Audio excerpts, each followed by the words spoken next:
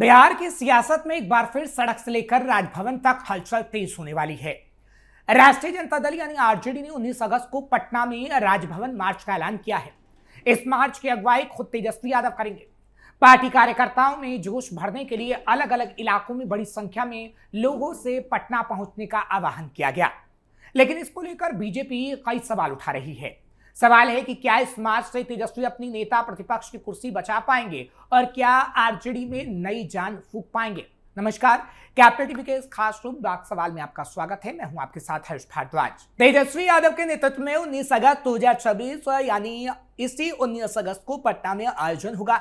RJD ने 19 अगस्त को पटना में राजभवन मार्च का ऐलान किया है, जिसके बाद कई बड़े सवाल खड़े हो रहे हैं। सवाल यह कि मार्च से तेजस्वी क्या संदेश देना चाहते हैं। 19 अगस्त को लेकर तेजस्वी का क्या है पूरा प्लान। क्या आरजेडी नेताओं की गिरफ्तारी होगी? लालू के लाल का राजनीतिक भविष्य सुधर सकेगा? तेजस्वी को लेकर क्या है बीजेपी की रणनीति? ये तमाम सवाल आज हम पूछेंगे। दरअसल 19 अगस्त को पटना में राजभवन मार्च का ऐलान तेजस्वी कर चुके हैं। नवादा के क्वाकोल से ही करीब 50 गाड़ियों के राजभवन मार्च में शामिल होने की बात सामने आ रही है। यानी आरजेडी इस कार्यक्रम को सिर्फ एक राजनीतिक मार्च नहीं, बल्कि अपने संगठनात्मक दमखम और जन समर्थन के प्रदर्शन के तौर पर भी पेश करना चाहती है। सवाल है 19 अगस्त को पटना में क्या होने वाला है। क्या तेजस्वी यादव के नेतृत्व में आरजेडी सरकार पर बड़ा राजनीतिक दबाव बनाने की तैयारी में है? क्वाकोल से 50 गाड़ियों का काफिला क्या आरजेडी के जमीनी नेटवर्क की ताकत दिखाएगा? और सबसे बड़ा सवाल यह कि राजभवन मार्च के जरिए तेजस्वी यादव बिहार की राजनीति से आखिर कौन सा बड़ा संदेश देना चाहते हैं। 19 अगस्त 2026 ये तारीख पटना की सियासत के लिए बेहद अहम होने वाली है। आरजेडी ने राजभवन मार्च का ऐलान किया है और इस मार्च को लेकर पार्टी के स्थानीय संगठन से लेकर बड़े नेताओं तक तैयारियां तेज कर चुके हैं। तेजस्वी यादव इस मार्च का नेतृत्व करेंगे। ऐसे में साफ है कि पार्टी इस कार्यक्रम को पूरी राजनीतिक गंभीरता के साथ आगे बढ़ा रही है। राजभवन मार्च का मतलब सिर्फ सड़क पर उतरना नहीं होता है। बिहार की राजनीति में ऐसे मार्च और सत्ता और विपक्ष के बीच शक्ति प्रदर्शन का बड़ा माध्यम रहे हैं। 19 अगस्त 2026 पटना, आरजेडी का राजभवन मार्च, नेतृत्व तेजस्वी यादव करेंगे। इस पूरे कार्यक्रम में नवादा का क्वाकोल चर्चा में है। जानकारी के मुताबिक क्वाकोल से करीब 50 गाड़ियों के राजभवन मार्च में शामिल होने की तैयारी है।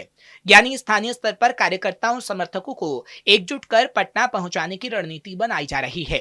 50 गाड़ियों का काफिला अपने आप में कोई अंतिम भीड़ का आंकड़ा नहीं, लेकिन राजनीतिक संदेश के लिहाज से काफी महत्वपूर्ण है, क्योंकि किसी बड़े राजनीतिक कार्यक्रम में दूर दराज के इलाकों से कार्यकर्ताओं की मौजूदगी पार्टी के संगठनात्मक नेटवर्क और स्थानीय सक्रियता का संकेत देती है।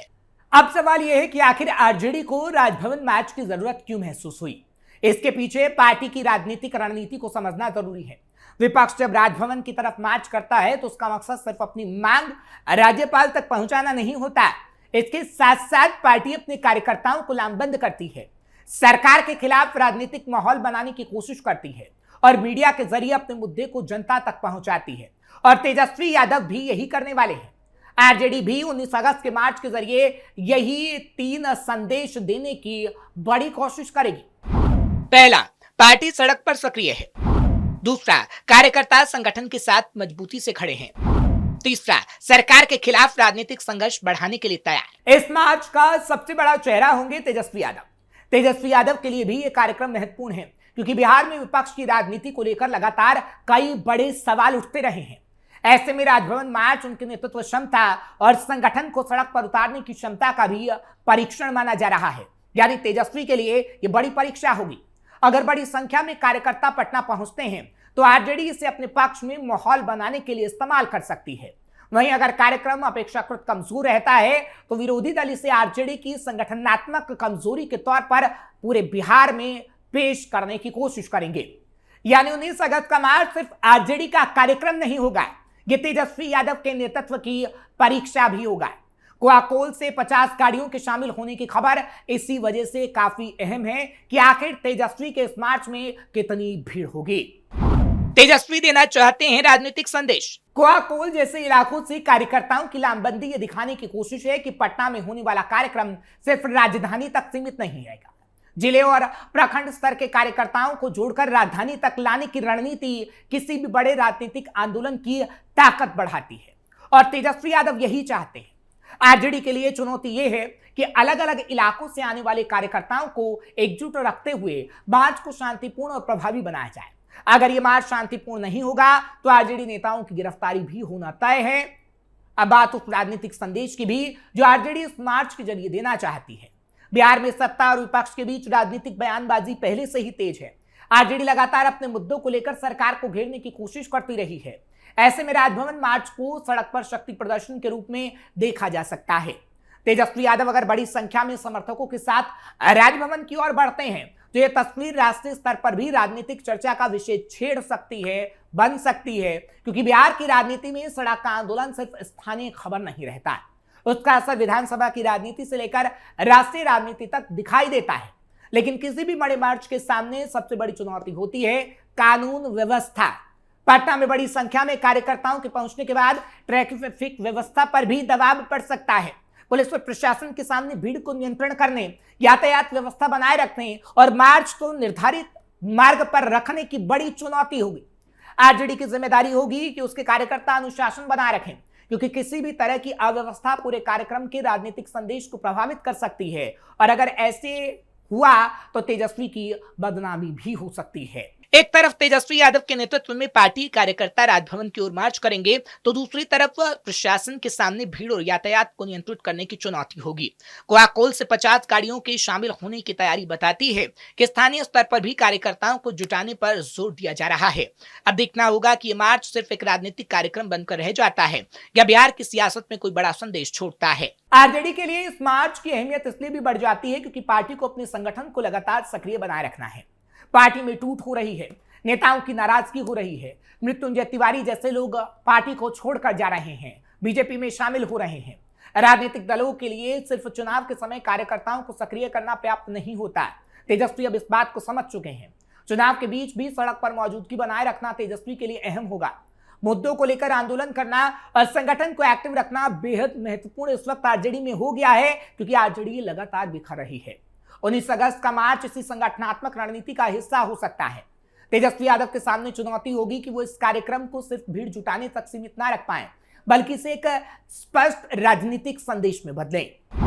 राजनीतिक प्रदर्शन बनकर रह जाएगा तेजस्वी का मार्च। राजभवन मार्च का अंतिम राजनीतिक परिणाम क्या होगा, ये तो 19 अगस्त के बाद ही साफ होगा।